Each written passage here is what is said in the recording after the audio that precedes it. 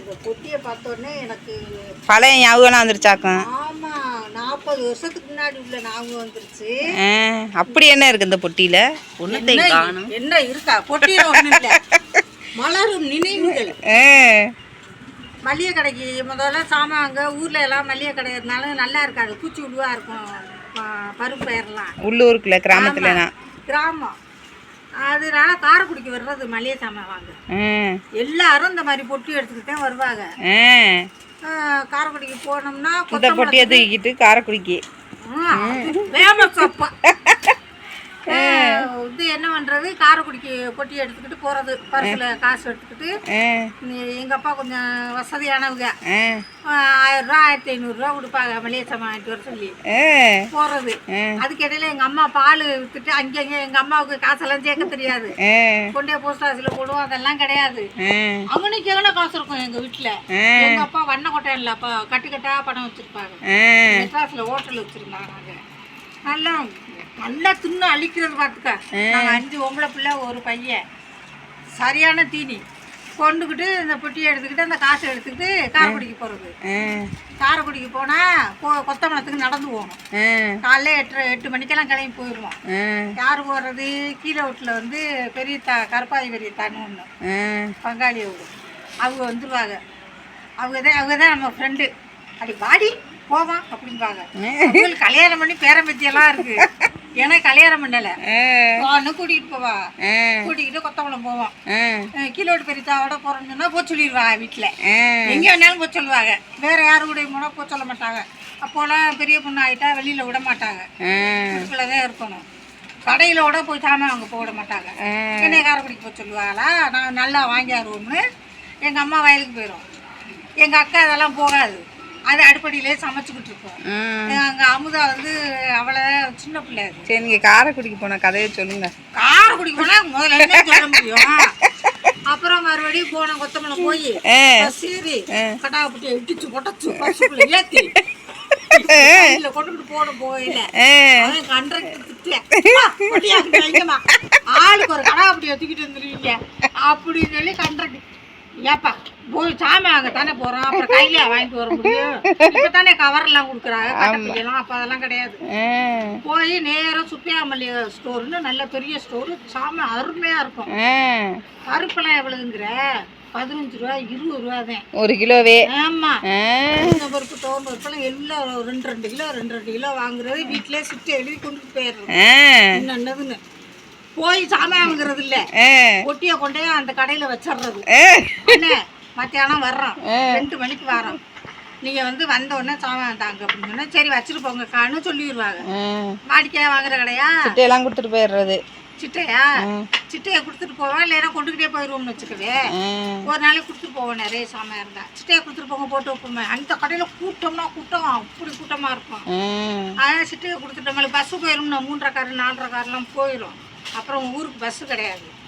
அப்புறம் மறுபடியும் போய் நடந்தே போகிறது. அப்போ ஆட்டோ கிட்ட அதனால காரைக்குடி இவ்வளோ டவுனும் இல்லை, புது பஸ் ஸ்டாண்டெல்லாம் கிடையாது, பழைய பஸ் ஸ்டாண்ட் மட்டும்தான். நடந்து ராமோலாஸ் தேட்டர் போகிறது, என்ன படம்னே தெரியாது. சாமா வாங்க போச்சோன்னா படம் பார்க்க போய் சினிமா தேட்டரில் போய் அது என்ன படம் போட்டிருந்தாலும் சரி போய் நல்லா உட்காந்து பார்க்க வேண்டியது. பார்த்துட்டு இந்த இடைவேளை விடும்போதெல்லாம் ஒன்றும் வாங்கி திங்கிறது இல்லை, படத்தை பார்த்துக்கிட்டு வந்து சங்கேந்து வைக்குன்னு வெயிலில் ஒடியாறது. வந்து மத்தியானத்தில் வந்து என்ன பண்ணுறது, அந்த கடைக்கு அந்த மளிகை கடைக்கு வந்துடுறது.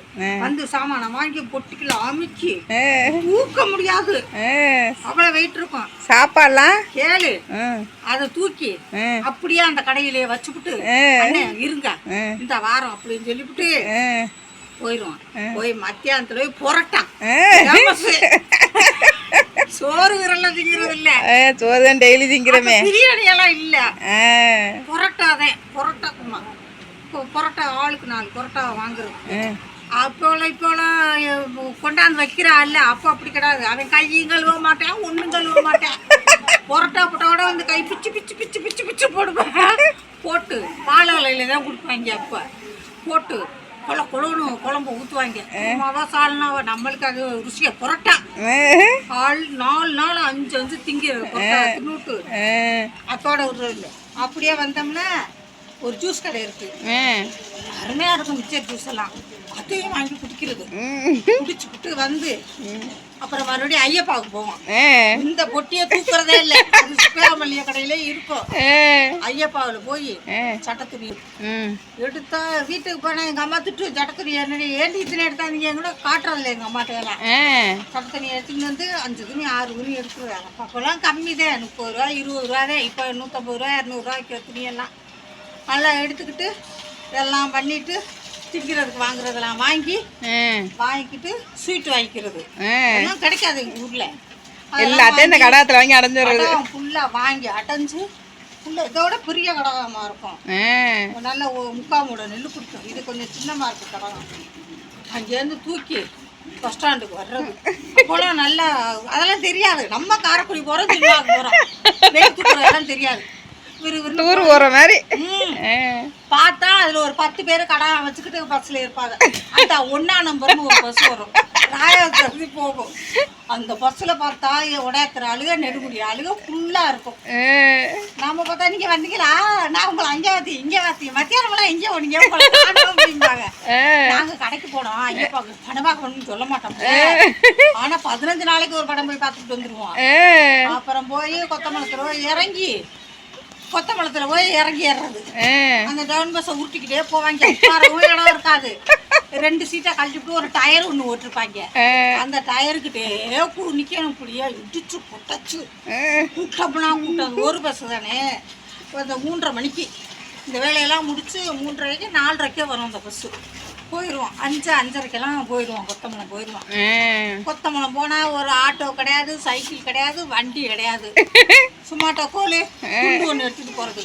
இப்படியே சும்மாட்டோ கோழி இப்படியே கோழி ஏறுறது வச்சு ஒருத்தருக்கு ஒருத்தர் தூக்கி இப்படி கடா அப்படியே தலையில் வச்சுக்கிட்டு இப்படியே பிடிச்சிக்கிட்டு அப்படியே நடந்து ஏன்டா காரைக்குடி ஓடணும்னு வரும். நம்ம சட்ட துணியெல்லாம் எடுத்து வச்சிருக்கோம்ல.